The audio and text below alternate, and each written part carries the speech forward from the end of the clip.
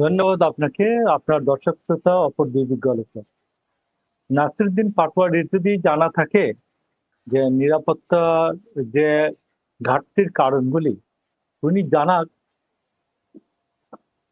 জানাক আগে, যে আমাদেরকে জানায়, দেশবাসীকে জানাক, বা ওনাদের খাতিরের যে ডক্টর ইউনূস ওনাকে জানাক যে এই ঘটনা ঘটছে এই কারণে।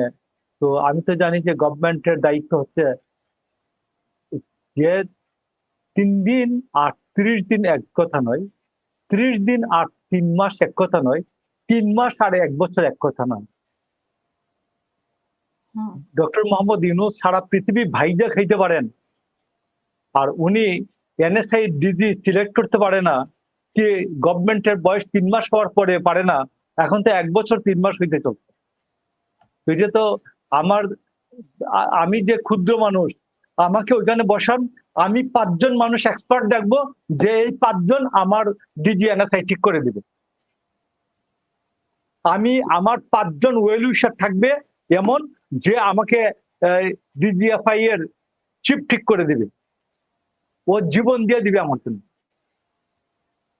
ডক্টর ইউনূসের জন্য যদি জীবন দেওয়ার লোক না থাকে, উনি আছেন কেন? ডক্টর ইউনূসের মতো জীবন দেওয়ার মতো যদি 5 জন লোক না থাকে, ডিজিএফআই একটা চিফ বানানোর যদি লোক না থাকে, যে ডক্টর ইউনূসের জন্য জীবন দিয়ে দিবে না, এইরকম লোক না থাকে, উনি আছে কেন? He should quit. ওনার লোক তো আছে, উনি তো বলেছে যে ওনার লোক আছে, ওনাকে চাই যে বলুক, ওনার লোকেরা ওনাকে ইনফরমেশন দিতে পারে না কেন? তার কান খোলা না কেন? তার চোখ অন্ধ কেন? তার কান বধির, তার চোখ বধির কেন? চোখ অন্ধ কেন? আমার কথা হলো এটা, আমি ডক্টর ইউনূসের বিরুদ্ধে না, আমি ডক্টর ইউনূসের কাছে আমার প্রত্যাশাটা ছিল পাহাড় সম, হিমালয় সম। এখন গিয়ে দেখি যে সাভারের টিলার থেকে ছোট। This is the problem. Hasinur রহমানের মতো একজন লোক আছে না এখানে, যে ইয়ে করে আসছে, এই আয়নাগর খেটে আসছে, তো সে তো এই নিশ্চয়ই আয়নাগর যারা খাটাইছে উনি তো চায় না।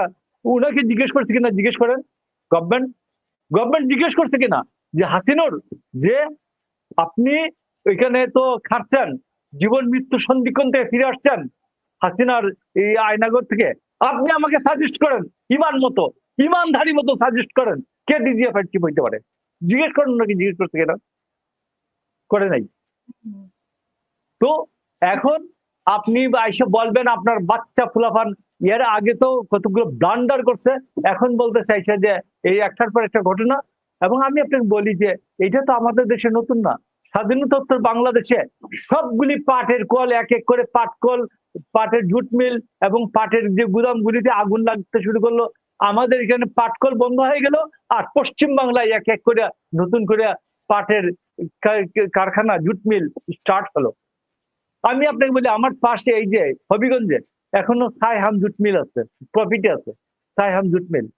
আর আমরা জুট মিল এখানে একের পর এক বন্ধ করছি, বাবানি বন্ধ করছি, করিম বন্ধ করছি, আদমজি বন্ধ করছি, সব বন্ধ করছি। তো এখনো ইয়াতে কেউ মাধবপুরে, হবিগঞ্জে মাধবপুরে সাইহাম জুট মিল চলে কিভাবে? সাইহাম জুট মিল তো প্রফিটে আছে, আমি জানি এদেরকে, কথা প্রফিটে আছে। তো আপনি পারেন না কেন? আমি গভর্নমেন্ট পারি না কেন? নিশ্চয়ই কোথাও প্রবলেম আছে। তো এখন আমার কথা হচ্ছে এই নাশকতা আমি আওয়ামী লীগকে আমি এখান থেকে বিতাড়িত করতে, একটা আধিপত্যবাদের এখানে তাবেদার, আধিপত্যবাদের এখানে গুলাম, এদেরকে আমি এখানে তাড়াইছি। ওরা বসে থাকবে, আমার আরামে রাজত্ব ঘুরতে দিবে, এটা আমি প্রত্যাশা করব? আমি প্রত্যাশা করবো আওয়ামী লীগ আমাকে বলবে যে না ডক্টর ইউনূস আপনি আরামসে রাজত্ব করেন? তা তো হবে না, এটা সত্য নয়। এটা তো কল্পনা করা অলিক। আপনি কল্পনা করবেন প্রতি মুহূর্তে আপনি যুদ্ধের মধ্যে আছেন, আপনি তো নাই, সেই মুডেই তো নাই। আপনি তো সেই মুডে নাই, আপনার উপদেষ্টারা সেই মুডে নাই,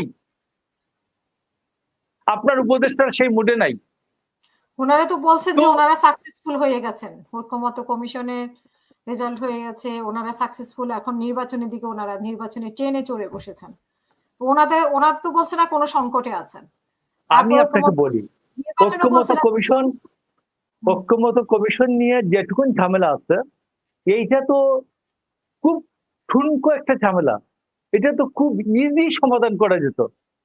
এত বড় জিনিসটা সমাধান করে এটা ইয়েতে কি বলে, সাপ মাইরে লেজে বিষ থেকে লাভ আছে। এত ইজি করা যেত। এই এনসিপি এদেরকে ডেকে সুন্দর করে বসলে এটা ইজি হয়ে যেত, কোনো সমস্যাই ছিল না। যে ইয়েস, এইটা ইয়ে সহ কি বলে, নোট অফ ডিসেন্ট সহ এটা ইয়েতে যাবে, গণভোটে যাবে, এবং গণভোটে এটা পাশ হয়ে যাবে। যারা যারা নোট অফ ডিসেন্ট দিয়েছেন তারা ক্ষমতায় গেলে তারা নোট অফ ডিসেন্ট সহ বাস্তবায়ন করবেন।